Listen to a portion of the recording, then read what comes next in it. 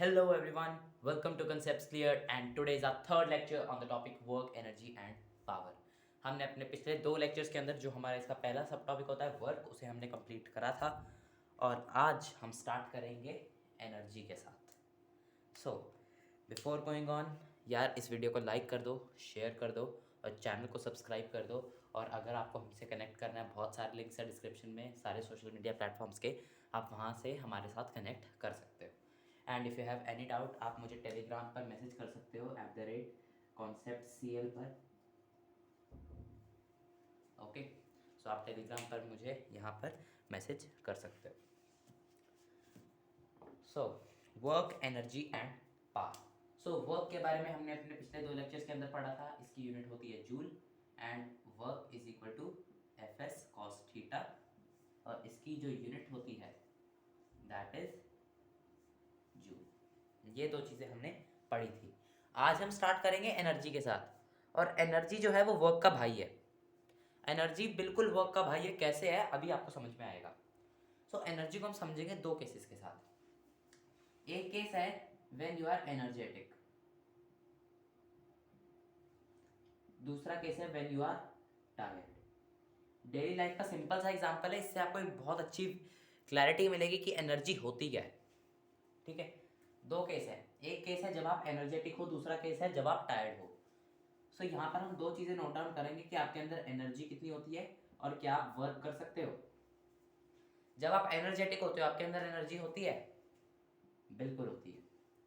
जब आप टायर्ड होते हो आपके अंदर एनर्जी होती है? नहीं होती है ना। जब हम एनर्जेटिक होते हैं, एनर्जेटिक का मतलब ही क्या है? When you have a lot of energy, आप कुछ भी करने को तैयार हो, आपके अंदर पूरा जोश है। टायर्ड क्या होता है यार? जब आप थक चुके हो, आपकी पूरी एनर्जी कंज्यूम हो चुकी है, आप बिल्कुल थक हार चुके हो, दैट इज टायर्ड। अब जब हम एनर्जेटिक होते हैं, जब हमारे पास एनर्जी होती है, हम एनर्जेटिक होते हैं, हम काम कर सकते हैं? बिल्कुल कर सकते हैं, क्योंकि जब हम एनर्जेटिक होते हैं तभी तो हम काम कर सकते हैं ना। अगर आप टायर्ड हो तो आप काम कर सकते हो? नहीं कर सकते। क्यों? क्योंकि आपकी सारी एनर्जी कंज्यूम हो चुकी है, आपके पास एनर्जी नहीं है, आप काम ही नहीं कर पाओगे। सो ये है दो चीज़ें। अब आप कहोगे ठीक है ये सब चीज़ें तो हमें पता है, इसका फ़ायदा क्या होगा हमें? इसका फ़ायदा ये है कि आप इससे एक कॉरोलरी बनाओ। कॉरोलरी मतलब आप इस एक्सपेरिमेंट से, ये एक एक्सपेरिमेंट मान लो या एक सर्वे मान लो, ये ऑब्जर्वेशन टेबल मान लो।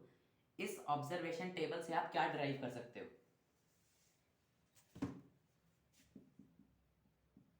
Energy, work. इस ऑब्जर्वेशन टेबल से आप क्या ड्राइव कर पा रहे हो कि energy is directly proportional to work. अगर हमारे पास एनर्जी होगी तो हम वर्क कर सकते हैं। इस टेबल से हमें यही पता चल रहा है ना। अगर एनर्जी है तो हम वर्क कर पा रहे हैं, अगर एनर्जी नहीं है तो हम वर्क नहीं कर पा रहे हैं। अगर हमारे पास ज़्यादा एनर्जी होगी तो हम ज़्यादा वर्क कर पाएंगे, अगर हमारे पास कम एनर्जी होगी तो हम कम वर्क कर पाएंगे। सो इससे हम ये चीज़ तो डिराइव कर पा रहे हैं कि energy is directly proportional to work. अगर एनर्जी है तो वर्क है तो एनर्जी है। ये चीज़ हमें समझ में आ रही है और दिख भी रही है। अब यहाँ से हम एक और चीज़ डिड्यूस कर सकते हैं कि जो एनर्जी है वो वर्क करने की कैपेसिटी है। इससे हम एक और चीज़ डिड्यूस कर सकते हैं, energy is the capacity to do work.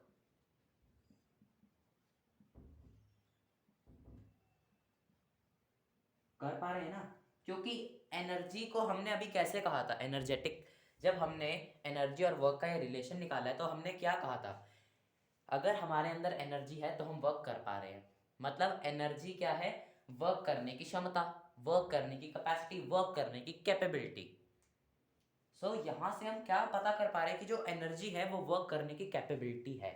और capability and capacity are one and the same thing. मतलब energy is the capacity to do work. हमारे अंदर वर्क करने की कितनी कैपेसिटी है, हम कितना वर्क कर सकते हैं, that is determined and defined by energy.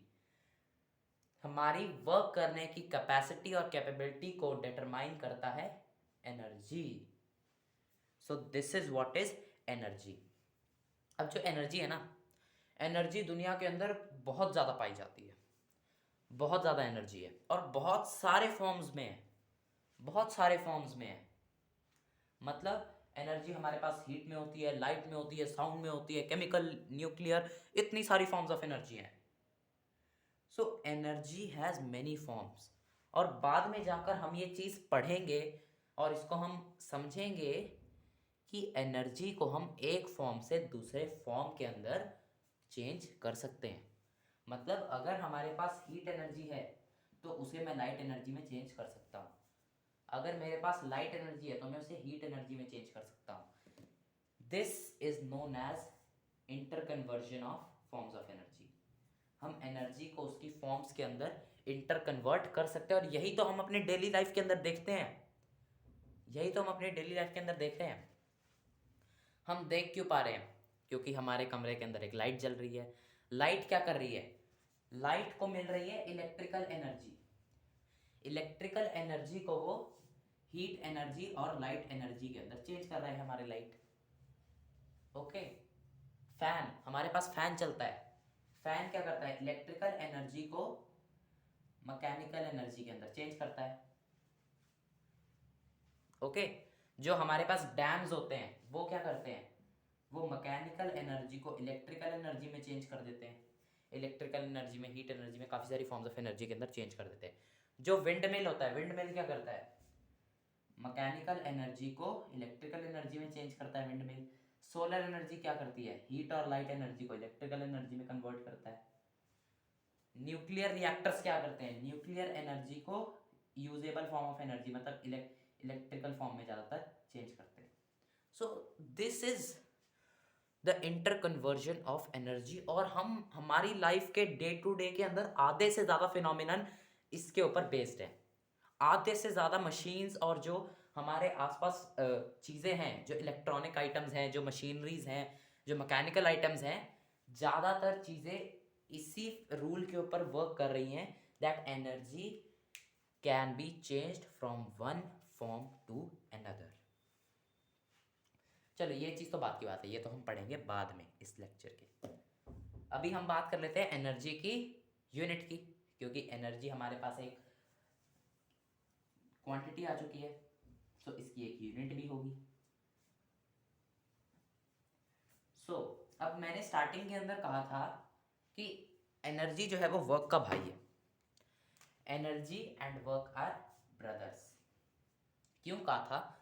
क्योंकि एनर्जी और वर्क की जो यूनिट होती है वो सेम होती है, जूल। एनर्जी और वर्क की जो यूनिट होती है वो सेम होती है, जूल। जितनी एनर्जी होगी उतना ही वर्क किया होगा। अब इस इक्वेशन से हम क्या कह सकते हैं? E is directly proportional to work. अब जब हम प्रोपोर्शनैलिटी का साइन हटाएंगे तो एक कांस्टेंट ऑफ प्रोपोर्शनैलिटी आएगा, उसे हमने k मान लिया। हमने k को इस तरीके से डिफाइन करा कि k 1 आया। सो जितनी एनर्जी उतना वर्क। अब अगर दो क्वांटिटीज इक्वल हैं जहाँ पर कोई मल्टीप्लिकेशन या डिवीजन अप्लाई नहीं हो रही है, इसका मतलब उनकी यूनिट सेम है ना। दो फिजिकल क्वांटिटीज़ को हम इक्वल तभी कह सकते हैं जब उनकी यूनिट्स भी सेम हो। इसका मतलब joule is equal two joule. Energy की यूनिट आ गई जूल, वर्क की यूनिट हमने पढ़ी थी जूल। जितनी एनर्जी उतना वर्क, और इसका फॉर्मूला भी यही होता है, F S cos theta. Energy मतलब जितनी वर्क उतनी एनर्जी। बाकी आगे चलकर हम एक वर्क एनर्जी थ्योरम पढ़ेंगे जिसके अंदर आपको एनर्जी की वैल्यू और ज़्यादा अच्छे से क्लियर होगी। ठीक है। सो एनर्जी की जो यूनिट होती है वो होती है एसआई यूनिट। एसआई यूनिट की बात कर रहा हूँ मैं। जो जूल है वो है हमारा एसआई यूनिट, बट और भी यूनिट्स होती हैं। सो जो सीजीएस यूनिट होती है एनर्जी की, उसे हम बोलते हैं अर्ग। और अर्ग को हमने जूल के अंदर भी पढ़ा था, है ना। अर्ग को हमने जूल के अंदर पढ़ा था, और वहाँ पर हमने क्या डिफाइन करा था? 1 erg is equal to how many joules. 1 erg is equal to how many joules. कितना डिराइव करा था हमने? जल्दी जल्दी जल्दी याद करो, जल्दी। अगर याद नहीं है तो अपने नोट्स पलटो, जल्दी पलटो, जल्दी से याद करो। कितनी वैल्यू बताई थी हमने? 10⁻³ याद आया? हमने करा था ना, sorry sorry sorry sorry, -5, 1 erg is equal to 10⁻⁻5 joules. अब इसकी और भी बहुत सारी यूनिट्स होती हैं, जैसे कमर्शियल यूनिट और जो हम डेली यूज़ के अंदर यूज़ करते हैं। सो एक यूनिट होती है कैलोरीज, जिसे हम कैल में लिखते हैं, कैल ऐसे लिखते हैं उसे, calories, and 1 calorie is equal to 4.18 joules. 1 calorie is equal to 4.18 joules. एक यूनिट होती है इलेक्ट्रॉन वोल्ट, ये हम पढ़ेंगे 10th क्लास में, क्योंकि तब हम वोल्ट और इलेक्ट्रॉन्स वगैरह के बारे में काफ़ी अच्छा पढ़ चुके होंगे। सो इलेक्ट्रॉन वोल्ट होती है, ये होती है potential energy in an electron, और इसकी वैल्यू होती है 1.6 इंटू 10⁻⁻19 जूल्स। देन हमारे पास एक कमर्शियल यूनिट होती है, that is kilowatt hour. Kilowatt hour, इसकी वैल्यू होती है 3.6 इंटू 10⁻⁶ जूल पर सेकेंड, 6 जूल पर सेकेंड, ठीक है। इसकी वैल्यू होती है, ये सॉरी पर सेकेंड है, जूल ही आएगा इसका आंसर, 3.6 इंटू 10⁻⁶ जूल। अब ये कैसे आया, इसके पीछे एक रीज़न है, इन सब के पीछे एक रीज़न है, बट अभी हम बाकी सारे नहीं करेंगे, अभी हम सिर्फ किलोवाट आवर का करेंगे, और वो भी हम तब करेंगे जब हम अपना जो पावर है वो कंप्लीट कर चुके होंगे, क्योंकि तब हमें ये चीज़ ज़्यादा अच्छे समझ में आएगी। और एक और बात, किलोवाट आवर को हम बोलते हैं 1 यूनिट।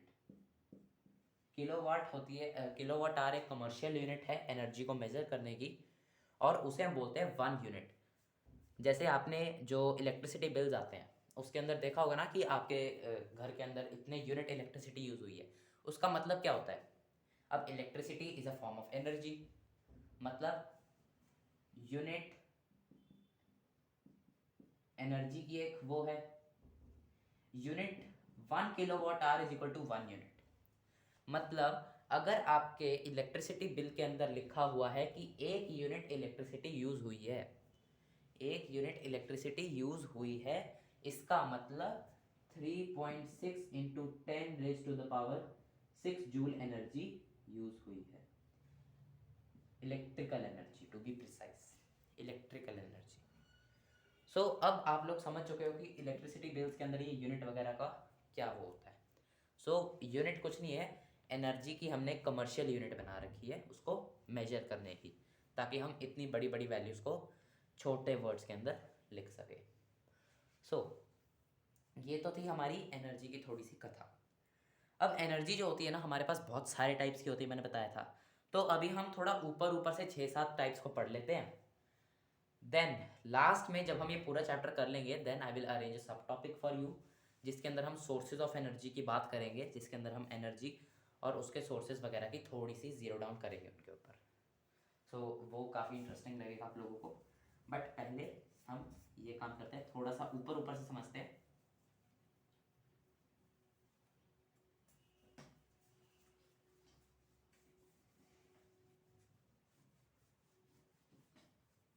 एंड एक और बात, ये स्टेटमेंट काफ़ी फेमस है, that energy and work are two faces of the same coin.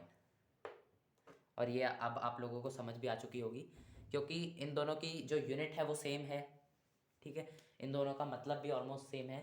So work and energy are two faces of the same coin, मतलब one the same things. So types of energy, energy की अभी हम थोड़ी सी types discuss करेंगे, सारी types नहीं करेंगे, सारी टाइप्स तो हम कर भी नहीं सकते हैं। सो पहली आती है थर्मल एनर्जी।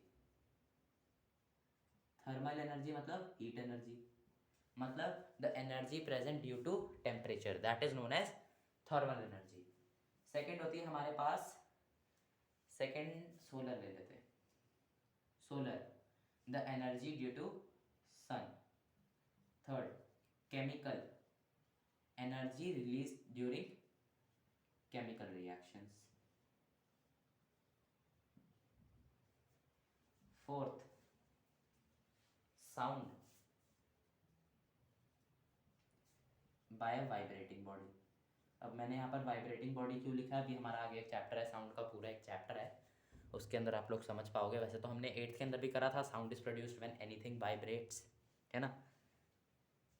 देन 5th है हमारा nuclear, due to nuclear fission,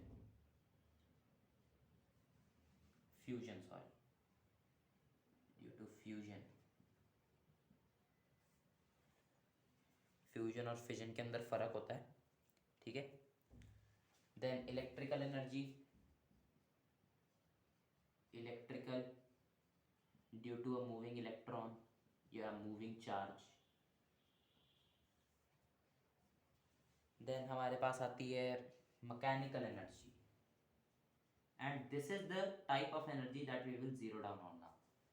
mechanical energy को अब हम पढ़ेंगे बिल्कुल डेप्थ में। इन सबको तो हमने अभी सिर्फ सरफेस से समझा है, बट एक टाइप ऑफ एनर्जी है that is our mechanical energy. Now जो हमारी मैकेनिकल एनर्जी है, it has two types. One is the kinetic, और काइनेटिक का मतलब क्या होता है, मोशन, हमने पढ़ा था ना फर्स्ट चैप्टर में। सेकेंड होती है potential.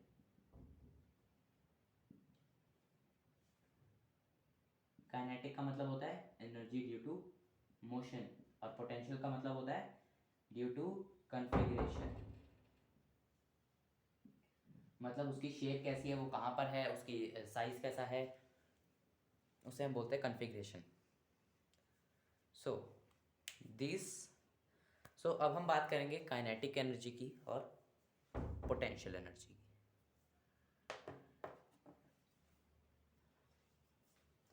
Let's start with kinetic energy.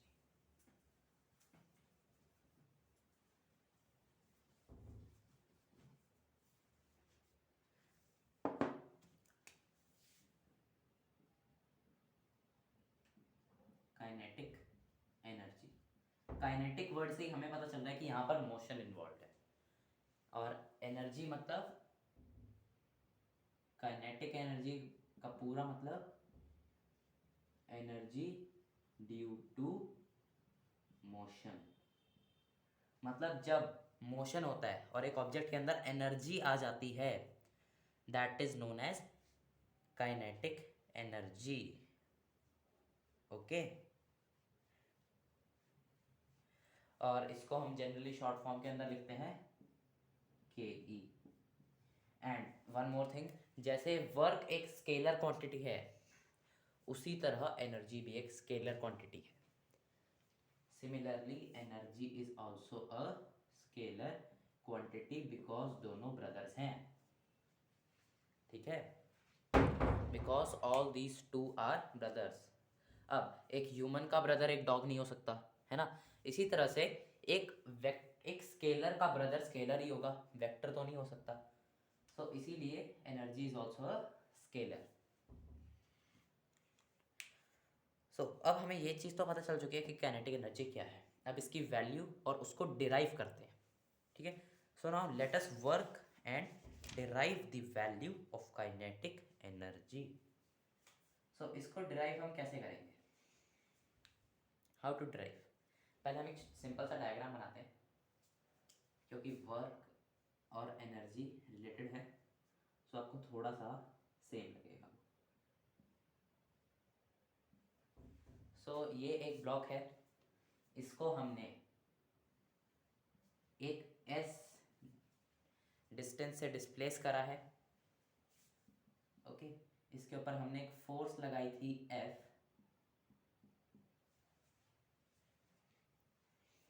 Starting में इसकी वेलोसिटी थी u, बाद में इसकी वेलोसिटी हो जाती है v, इसका मास है m, और इसके अंदर एक्सेलरेशन आती है a, इसका मतलब F is equal to M A. Okay, हमारा ये टेबल हो चुका है और हमने वैल्यूज को भी डिफाइन कर दिया है कि कौन सी वैल्यू क्या है। नाउ अब वर्क डन क्या होता है, what is work done, what is work done, work is equal to F S cos theta, work is equal to F S cos theta, बिल्कुल सही बात है। नाउ अब कॉस थीटा यहाँ पर हमारा जो एंगल है वो 0 है, कॉस 0 हमारा 1 होता है, मतलब यहाँ पर work is equal to F S आ गया। नाउ जो हमारा एफ है वो क्या है, एम ए है, so work is equal to M A S आ गया, work is equal to M A S आ गया। Now this is our equation 1, ये इक्वेशन 1 है। अब हम एक और इक्वेशन डिराइव करते हैं, दैट इज अब हमें ये पता है V square minus you square is equal to 2as, ये चीज़ हमें पता है। अब इससे हम ये कह सकते हैं that as is equal to we square minus you square by 2, कह सकते हैं ना, बिल्कुल कह सकते हैं। इसका मतलब अगर हम दोनों साइड्स m को मल्टीप्लाई करें, MAS is equal to we square minus you square by 2 into m, okay.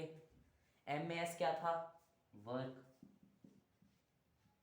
Is equal to m v square minus you square by 2। Work और एनर्जी एक ही चीज़ होती है, हमने अभी बात करी थी, जितना वर्क होगा उतनी एनर्जी होगी, मतलब kinetic energy is equal to half m v square minus half m u square, and this is the equation for kinetic energy. Kinetic energy is equal to half m v square minus half m u square.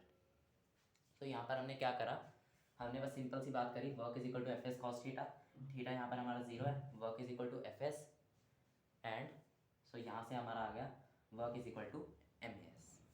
अब आप कहोगे यहाँ पर अगर वो अलग angle पर displace हो, यार उतनी डिटेल की चीज़ अभी हमें नहीं करनी है, ठीक है। जो अभी हमें इस लेवल पर समझने की ज़रूरत है मैं उतना ही समझा रहा हूँ, मैं ज़्यादा नीचे नहीं लेकर जा रहा हूँ, क्योंकि अगर हम ज़्यादा वो पढ़ेंगे तो फिर थोड़ा सा डिफ़िकल्ट हो जाता है। सो यहाँ पर हमने इसको अभी यहाँ पर छोड़ दिया, हमने कहा कि ठीक है इस चीज़ को अब हम बाद में यूज़ करेंगे। अब हमने क्या करा, v square minus you square is equal to 2s हमें पता है, 2 को हम डिनोमिनेटर में लेकर गए, as is equal to we square minus you square by 2 आ गया। अब दोनों साइड्स को हमने m से मल्टीप्लाई कर दिया, क्यों कर दिया, क्योंकि हमें पता है कि यार हमने MAS कुछ लेकर आना है, तो MAS ले आए। अब MAS क्या होता है, वर्क होता है, तो MAS की जगह हमने वर्क लिखा is equal to m v square minus you square by 2। So work क्या होता है, एनर्जी के बराबर होता है, so kinetic energy is equal to half m v square minus half m u square, हमने बस ये ब्रैकेट खोल दिया और कुछ नहीं करा, okay. So this is the equation for kinetic energy. अब इसके अंदर आपने काफ़ी जगह बुक्स के अंदर पढ़ा होगा कि kinetic energy is equal to half m v square. अब यार ये जो होता है ना, ये एक स्पेशल केस होता है, पहले बता रहा हूँ ये एक स्पेशल केस है। क्यों एक स्पेशल केस है, क्योंकि ये हम सिर्फ उन्हीं केसेस में कंसिडर करते हैं जब बॉक्स की इनिशियल, जब उस ऑब्जेक्ट की इनिशियल वेलोसिटी 0, जब इनिशियल वेलोसिटी 0 होगी then half m u square 0 हो जाएगा, इसका मतलब काइनेटिक एनर्जी आ जाएगी half m v square. So half m v square एक स्पेशल केस है काइनेटिक एनर्जी का, when the initial velocity is 0, okay. बात समझ में आ गई। तो this is our kinetic energy. ये पूरी कथा थी हमारी काइनेटिक एनर्जी की, ठीक है। अब हमें समझ में आ गया काइनेटिक एनर्जी क्या है, क्यों है, किस लिए है, सब समझ में आ गया अब हमें, बिल्कुल। सो अब हम काइनेटिक एनर्जी और मोमेंटम के बीच में एक रिलेशन डिराइव करने के लिए थोड़ा तैयार हैं, क्योंकि अब हमें दिख रहा है कि यार यहाँ पर हमारे पास m है, हम इस इक्वेशन के साथ डिराइव करेंगे, इस इक्वेशन के साथ हम डिराइव करेंगे। अब हमें दिख रहा है कि यार यहाँ पे m है, v है, मतलब मोमेंटम के साथ हम कुछ ना कुछ रिलेट कर सकते हैं, क्योंकि v का बस स्क्वायर हुआ है और यहाँ पर हाफ एक कांस्टेंट है। सो यहाँ पर हम मोमेंटम के साथ कुछ ना कुछ खेल करके हम काइनेटिक एनर्जी तक पहुँच सकते हैं। और ये काफ़ी सारे क्वेश्चंस के अंदर जो अभी हम रिलेशन डिराइव करेंगे, ये बहुत कम लोग बताते हैं, मतलब आपको शायद ही पता होगा, या शायद ही किसी बुक के अंदर लिखा होता है, and it is very useful. काफ़ी सारे क्वेश्चन इसकी वजह से चुटकियों में सॉल्व हो जाते हैं, नहीं तो हमें बहुत ज़्यादा टाइम लग जाता है ऐसे क्वेश्चन के अंदर। सो लेट्स सी, अब हम क्या खेल करेंगे नाउ।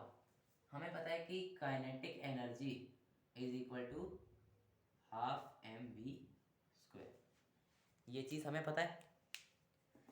इससे हम क्या बोल सकते हैं, अगर हम and we also know that momentum is equal to m v, momentum is equal to m v, बिल्कुल। अगर हम दोनों साइड्स को v से मल्टीप्लाई करें या हाफ v से, so half v into momentum is equal to m v square by 2। ये क्या है, काइनेटिक एनर्जी है।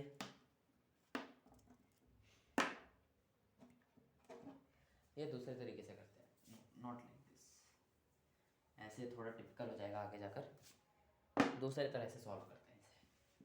सो अब हमें पता है p is equal to m v, p का स्क्वायर कर दे हम तो आ जाएगा एम स्क्वायर वी स्क्वायर, है ना। हाफ कर दें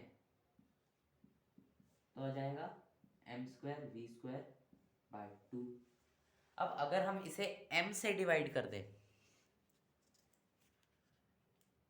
ओके, अगर हम इसे m से डिवाइड कर दें तो हमारे पास क्या आ जाएगा, p square by 2m is equal to m v square by 2।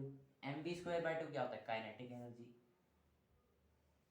This implies, छोटी सी कैलकुलेशन से हमें क्या पता चल गया, p square by 2m is equal to kinetic energy. A very important relation between kinetic energy and momentum. इसके ऊपर यार डायरेक्ट क्वेश्चंस भी पूछे जाते हैं पर वो बहुत ज़्यादा कम होते हैं, ज़्यादातर ये इनडायरेक्ट क्वेश्चंस के अंदर बहुत ज़्यादा काम आता है। हमें दिया होता है कि एक ऑब्जेक्ट का मोमेंटम इतना है, देन उसके काइनेटिक एनर्जी, उसके मोमेंटम के अंदर इतना परसेंट चेंज ले आते हैं हम, तो काइनेटिक एनर्जी के अंदर कितना चेंज होगा। सो इस तरह के क्वेश्चंस के अंदर ये बहुत ही ज़्यादा यूज़फुल होता है, और उसका अभी हम एक एग्जाम्पल भी करते हैं। Okay, so p square is equal to p square by 2m is equal to kinetic energy. इससे हम ये ड्राइव कर सकते हैं, momentum is equal to root of 2m kinetic energy. ठीक है, क्या करा हमने, बस 2m को उधर लेकर गए और स्क्वायर रूट कर दिया। सो ये दोनों इक्वेशंस बहुत ज़्यादा इंपॉर्टेंट है यार, याद रखना, वेरी इंपॉर्टेंट। ओके, सो अब एक दो क्वेश्चंस करें, ठीक है। अभी हमने पूरा काइनेटिक एनर्जी पढ़ा है, पूरा काइनेटिक एनर्जी अभी हमने कंप्लीट कर लिया है, तो उसके ऊपर एक दो क्वेश्चंस करने तो बनते हैं, बिल्कुल बनते हैं। सो दो क्वेश्चंस कर लेते हैं फटाफट से, ठीक है। एक थोड़ा सिंपल सा करेंगे, एक थोड़ा टिपिकल सा।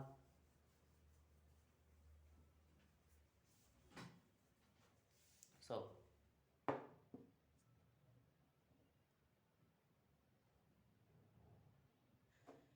question is, a body of mass 5 kg, a body of mass 5 kg is initially at rest,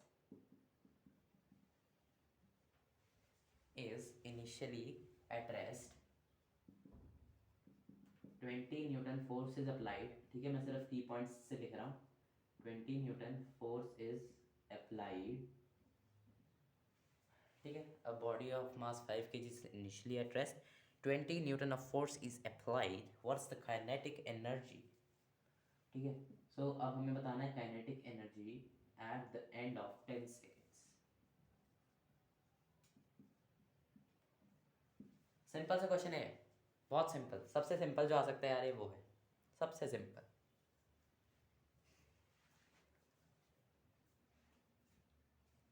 सो यहाँ पर अब हम क्या करेंगे, हमें पता है acceleration is equal to f by m. F by m होता है, एक्सेलरेशन हमारे पास आ गई 4 metre per second square, 4 metre per second square आ गई। v is equal to u plus 80, v आ जाएगा हमारे पास 40 metre per second, 40 metre per second आ जाएगा। काइनेटिक एनर्जी की इक्वेशन के अंदर लगाओ, kinetic energy is equal to half m v square, half into 5 into 40 square 1600 हो जाता है, 800। काइनेटिक एनर्जी आ जाएगी 4000 जूल्स। सिंपल सा क्वेश्चन था, बिल्कुल simple. Okay, now let's try a bit calculation intensive question. ठीक है, तो उस क्वेश्चन के अंदर क्वेश्चन सिंपल होगा बट थोड़ा सा कैलकुलेशन इंटेंसिव होगा। अब उस क्वेश्चन को करने की मैं दो अप्रोचेस बताऊंगा, क्योंकि वो क्वेश्चन थोड़ा इस तरह का है। If momentum is increased by 20%, find increase in kinetic energy. अब इसको करने की दो अप्रोचेज है, इस क्वेश्चन को करने की दो अप्रोचेज है। पहली अप्रोच क्या होगी, जो बिल्कुल बेसिक सी होगी। मोमेंटम mv है, सो अगर हम 20% इंक्रीज करते हैं, मतलब 12/10, 6/5 momentum is equal to 6/5 mv। Okay, 6/5 momentum is equal to 6/5 mv। यहाँ से अगर हम दोनों साइड को स्क्वायर करें, 36/25 p square is equal to 36/25 m square v square. Then अगर हम यहाँ पे 2m से डिवाइड कर दें इन्हें, so 26 p square, sorry 36 p square by 50m is equal to 36 m square v square by 50m। Okay, so यहाँ से हम m से m कैंसिल करेंगे, 25 80। सो यहाँ से 6/5p हमारा कितना आ जाएगा, 18 mv स्क्वायर बाय 25। सो इसके आगे आप लोग सॉल्व कर सकते हो। सो ये तो थी यार बच्चों की अप्रोच, मतलब जिस बंदे को यहाँ पर मोमेंटम और काइनेटिक एनर्जी के बीच में रिलेशन नहीं पता है, वो इतना ज़्यादा दिमाग ख़राब करेगा अपना इस क्वेश्चन के अंदर, और पता नहीं कितनी कैलकुलेशन करेगा, और इतनी कैलकुलेशन करने के बाद भी कुछ गारंटी नहीं है कि उसका आंसर सही आएगा। ओके, बट अब अगर हम मोमेंटम और काइनेटिक एनर्जी के बीच का रिलेशन यूज़ करें, तो हम इसे कैसे फाइंड आउट कर सकते हैं। We know p square by 2m is equal to kinetic energy, p is equal to √2m kinetic energy. p के अंदर 12-20% का इंक्रीज आया, मतलब इसको +20% हो गया। सो अभी के लिए जो हमारा p है वो ये है। जब हमने 20% इंक्रीज करा, तो हमारा उसको हम p डैश मान लेते हैं। चलो, इंक्रीज करने के बाद अगर ऑब्जेक्ट का मोमेंटम इतना हो जाता है, तो p डैश आ जाएगा हमारा 6/5p, 6/5p square by 2m is equal to K E dash ले लेते हैं उसको। एक मिनट, ठीक है ठीक है, क्वेश्चन इज राइट नाउ।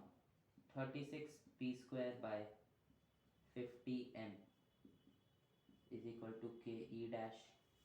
अब यहाँ से अगर हम p square by 2m common लें, सो अब मैं इस क्वेश्चन को यहाँ पर एक्सटेंड कर रहा हूँ। अब अगर हम यहाँ से p स्क्वायर बाय 2m को बाहर ले लें, p स्क्वायर बाय 2m, तो यहाँ पर बचेगा 36/25 is equal to kinetic energy dash K E 36/25 is equal to kinetic energy dash. Okay, so अब मैं इस अप्रोच को इरेज कर रहा हूँ, क्योंकि ये हमारे अब किसी काम की नहीं है। सो अब मैं इस क्वेश्चन को आगे यहाँ पर कंटिन्यू कर रहा हूँ। हमारे पास हम यहाँ तक पहुँच चुके हैं 36/25 के E is equal to K E dash. हम यहाँ तक पहुँच चुके हैं। अब हमें क्या फाइंड आउट करना है? Increase in kinetic energy, increase percentage. तो इंक्रीज परसेंटेज क्या होता है? Original change upon original into 100। Change कितना आया इसमें? How much is change? Change का हम कैसे कैलकुलेट करते हैं? Final minus initial. Final minus initial अगर हम यहाँ पर करेंगे तो 11/25 के ई आ जाएगा, डिवाइडेड बाय के ई इंटू 100।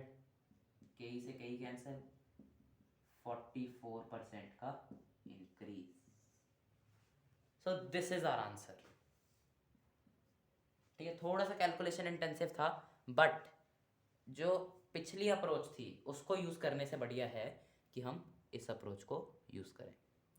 सो ये था आज का लेक्चर। आज हमने काइनेटिक एनर्जी को कंप्लीटली ख़त्म कर लिया है। अगले लेक्चर में हम स्टार्ट करेंगे पोटेंशियल एनर्जी के साथ, and then we will move on with work energy theorem and all those things. ठीक है, सो टिल देन बाय। अगर आपको कोई भी डाउट है तो टेलीग्राम पे @conceptcl पर मुझे मैसेज कर सकते हो। नीचे डिस्क्रिप्शन बॉक्स में सारे लिंक्स वगैरह हैं, वहाँ पर जाकर आप हमारे साथ कनेक्ट हो सकते हो। ऑल्सो हमने डिस्क्रिप्शन बॉक्स में एक गूगल फीडबैक फॉर्म ऐड करा है, वहाँ पर जाकर आप फीडबैक दो कि आपको कैसा लगा लेक्चर, अच्छा लगा, बुरा लगा, and all that. And also अगर आपको कॉन्सेप्ट अच्छे से समझ में आ गया है और वीडियो पसंद आई तो यार वीडियो को लाइक कर दो, शेयर कर दो और चैनल को भी सब्सक्राइब कर दो। सो अब हम मिलेंगे अगले लेक्चर में विद पोटेंशियल एनर्जी के साथ। Till then bye bye.